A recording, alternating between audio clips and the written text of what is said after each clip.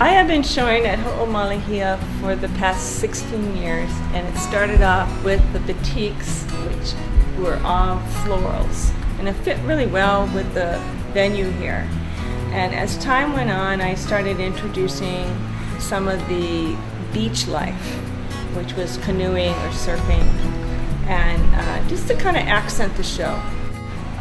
So the theme now of the show, we've gone a little further with the Acrylic Series, with two different techniques, the acrylics, and they have gone more into the Hawaiiana of the past. Then I've just introduced for this show a brand new series of my beach series, and starting with the Makapu and the Kailua Beach, maybe to continue with probably Chinaman's Hat and some of the other ones by next year. This is just a simple thing I bring when I come up here, because I can stop and answer questions and stuff about the art. The top one, the Makapu, is a copy of what I painted for my son who's over in Purdue, and he's living off campus housing this year, and he wanted some painting from Hawaii.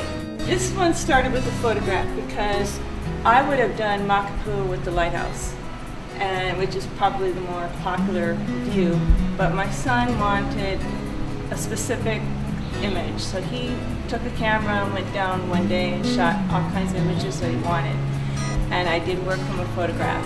This was his favorite spot, Makapu, and I painted it, and he suggested that I might make some copies of it down the line. So what's good about it is I like to show this copy with the Kailua Beach that I did after that in the same colors. The Kailua Beach I was excited to try because of all the shading and the sand, but my favorite little thing is a little detail, which is the guy here holding his son on his shoulder. I did a lot of different shots trying to figure out not to be too busy, but I was really interested in the shading. The photograph gives me a guide. For instance, this probably is greener and a little bit more pronounced in color, but what I wanted to do is have it fade more into the background and have my foreground come out. And so I just made up some colors that would work. I just really wanted to do the sloping of the beach and the shading.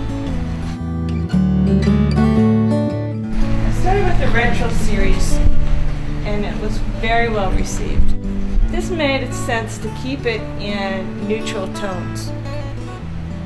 But what I wanted to do was to go up another 10 years or so, and went over into the late 50s with this hula girl. This is very popular with the carnation leis that we used to wear all the time back then. We didn't really wear any tiaras on our head that much. It was just this typical 50s. Just wanted to be so different. I did bold, bright colors too with it. The image is came from old hula record albums.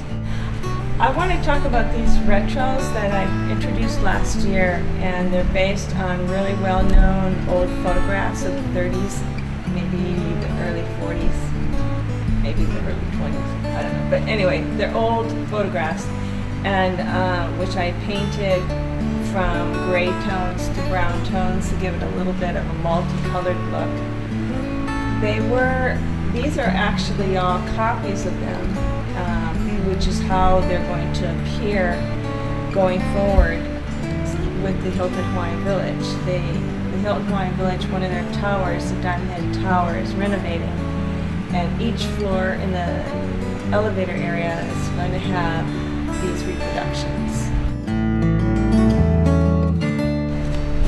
What I do with the batik is I use, instead of wax, which is typical batik, I use a resist, which is kind of like glue in a bottle, and I will draw my image. Then, once that's dried, then I wet the fabric, and the medium I use is fabric dye. It's almost like red wine, and it just spreads really, really, really well.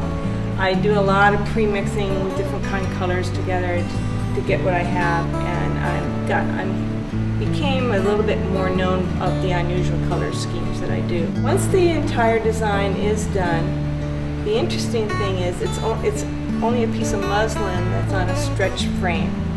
So I take the muslin off, and it's very easy. I just take it off, and then I wad it up in foil like it's a turkey. And I throw it in the oven at 300 degrees for 10 minutes. And what does that do? That just heat sets the fabric and the dyes.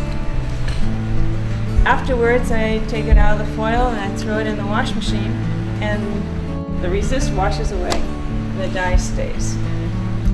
I have shown in some places that the batik was put on a counter where coffee was served in a restaurant, and I didn't know this. And then when I picked up the art about 2 weeks later, there was a coffee line. And I was able to wash it out in this, maybe 5 washings, but wash it out and it didn't fade. So that's pretty impressive. This pales, it's a wood relic, it's waterproof. Okay, so that's why. Thank you for coming and watching this video. If you want to see more online, go to www.martihawaii.com. Marti is spelled M-A-R-T-I, not M-A-R-T-Y. Aloha.